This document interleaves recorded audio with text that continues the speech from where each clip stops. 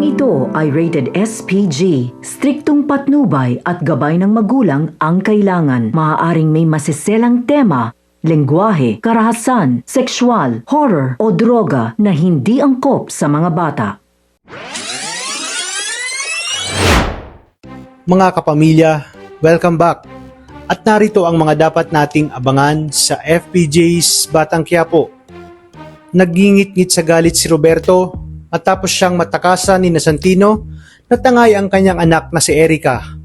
Pinagbuntangan niya ng galit ang kanyang mga pulpol na tauhan dahil isang tao lang ang kanyang pinapahanap at nalusutan pa sila ng mga ito. Habang sina Santino at Erica ngayon ay naghahanap ng paraan kung saan sila tutuloy dahil ayaw na kasi ni Erica na manatili pa sa mansyon kaya sumama ito kay Santino. At si Santino naman ay tumiwalag na sa Red Phoenix at natauhan na sa pang-uutong ginawa sa kanya ni Lucio.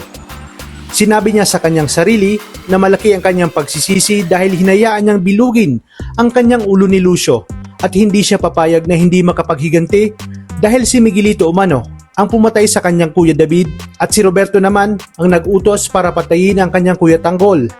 Ngunit mapapanood nila ang interview sa mga gerero at nalaman ni Santino na nakaligtas at buhay pala ang kanyang kuya Tanggol.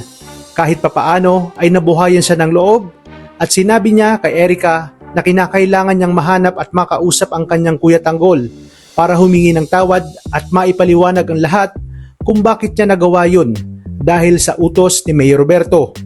Ngunit tila mahihirapan sila dahil sa pagtungtong ni Santino sa mansyon ng mga Montenegro ay agad nga silang hinarang ng mga tauhan ni Ramon at ang mga kaibigan ni Tanggol kabilang si Enteng at Boss Divina. Dito sinabi ni Boss Divina na magmulat na kinalaban ni Santino si Tanggol ay itinuturing na nila itong kalaban. Nalaman pa nila na may kasama itong gerero kaya naman agad na lumabas si Ramon at Olivia. At nang nalaman ni Olivia na si Santino ang may kagagawan ng pagsabog ay naglupasay nga ito sa galit dahil ibig sabihin umano nito si Santino ang pumatay sa kanyang anak. Binunot ni Olivia ang baril ng isa sa kanyang mga tauhan at itinuto kay Santino. Dali-daling pumagitna naman si Mertes at pinigilan si Olivia. Dito na tinawagan ni Enteng si Tanggol at sinabi ang nangyayaring tensyon. Kumaripas pabalik ng mansyon si Tanggol matapos niyang mailigtas si Fatima. At dito hinarap niya sina Santino at Erica. Nagmamakaawa at lumuhod si Santino kay Tanggol at sinabi na napag-utusan lang siya ni Lucio at utos daw ito ni Roberto kay Lucio kapalit ang malaking halaga ng pera na siya namang sinang-ayunan ni Erica.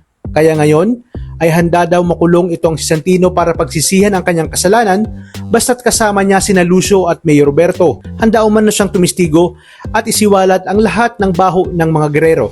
Dagdag pa ni Santino na masyado siyang nagpadala sa kanyang emosyon kaya't ang bilis niyang mauto ni Lucio. Kahit narinig din niya ang mga isiniwalat ni Fatima na si Miguelito ang pumatay sa kanyang kuya David ay itinuloy niya pa rin nga ang pagtanim ng bomba. Kaya namang kinabukasan ay magpapatawag si Tanggol ng press conference at dito buong tapang na isisiwalat ni Santino sa media ang lahat ng baho ng mga gerero at kung sino ang nag-utos sa kanya na magtanim ng bomba at pasabugin ang nangyaring meeting de base kung saan ang kanyang kuya Tanggol nga ang target. At dahil dito ay mas lalong lalagapak at babagsak ang mga gerero at mauubusan na ng oras ang mga gerero para mapabagsak si Tanggol. Kaya ibig sabihin nito, si Tanggol pa rin ang mananalong mayor at siyang magpapatalsik sa mga gerero. Kaya namang kapamilya, tuloy-tuloy ang pagsubaybay. Ito lang sa nangungunang serye sa primetime. Maraming salamat sa inyong panonood at pagpalain tayong lahat. Kapamilya.